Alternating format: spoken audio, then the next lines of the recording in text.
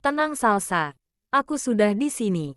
Berani kamu menyentuh istriku lagi. Awas saja kau.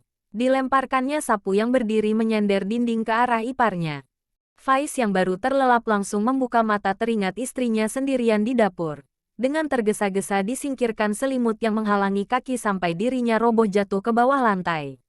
Benar dugaannya, di depan kamar mandi istrinya sedang dilecehkan iparnya.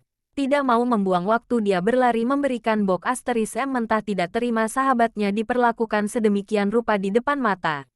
Detik itu pula Faiz membawa Salsa pulang ke kafe miliknya tanpa berpamitan ke orang rumah terlebih dahulu. Biarlah esok hari saja dia menelepon abang iparnya jika keduanya harus pulang malam itu juga karena ada kepentingan mendadak. Didudukkan tubuh Salsa yang masih bergetar sebelum menyambar masker di atas nakas.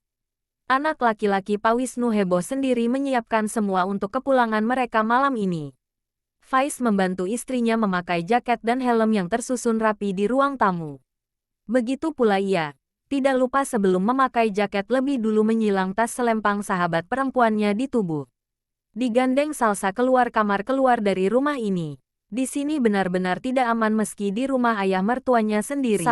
Maafkan aku, ucap Bima menyesali perbuatannya berdiri menunggu di ruang tamu. Tidak menyangka justru akan membuat Salsa trauma akan perlakuannya.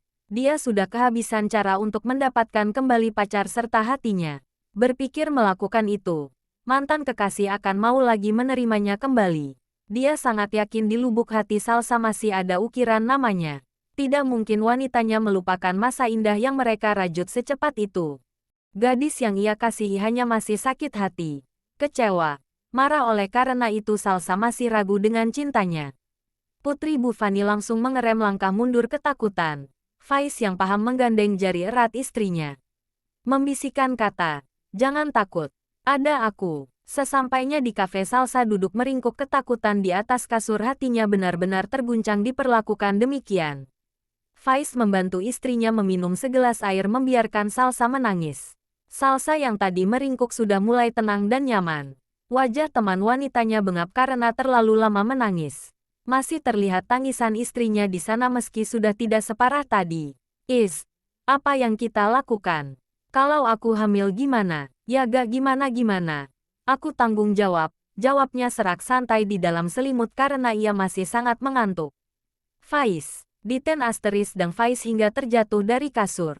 Apa sih? Sakit tahu. Kalau aku hamil gimana? Tanya Salsa seraya mengintip sahabatnya yang terkapar di lantai dari atas kasur.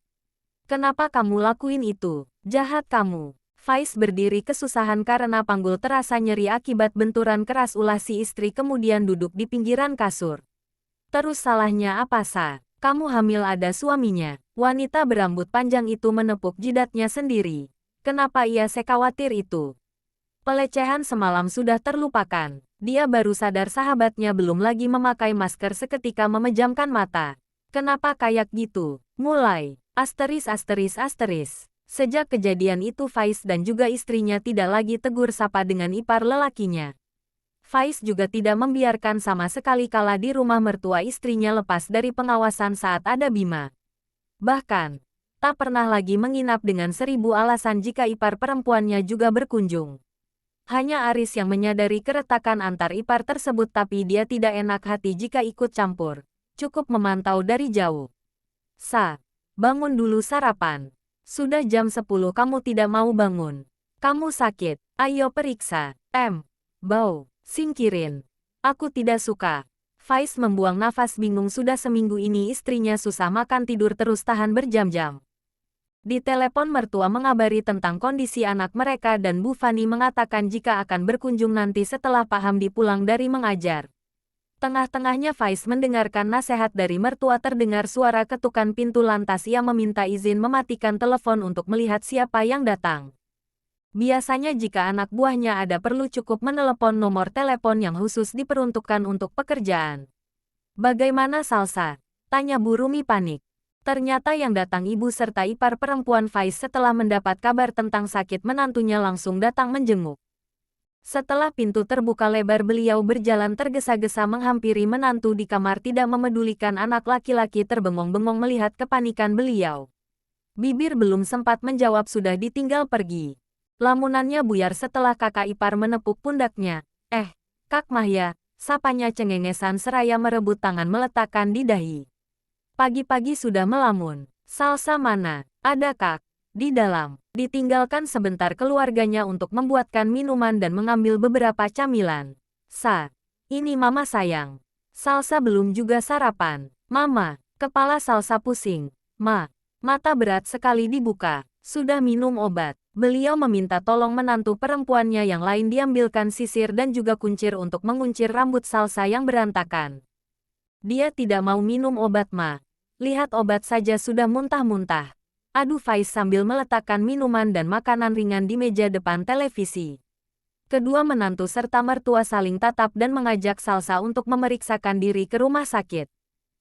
Tapi ketukan di pintu membuyarkan rencana mereka semua. Keluarga Salsa datang termasuk ipar hanya Pak Hamdi yang nanti menyusul karena Bu Fani sudah tidak sabar jika harus menunggu suaminya. Berhubung besannya baru sampai dan ini sudah jamnya makan siang, mereka menunda keberangkatan nanti setelah salat zuhur sekalian. Tidak usah, Mbak. Biar saya masakan saja sebentar. Tidak apa-apa Dek Besan. Ini milik Faiz jadi tidak usah sungkan-sungkan. Ya sudah kamu bawa saja yang ada.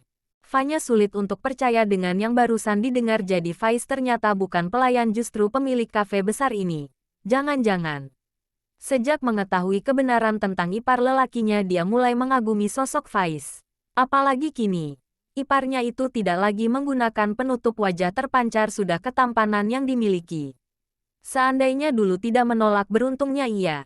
Kenapa kamu menyembunyikan ini?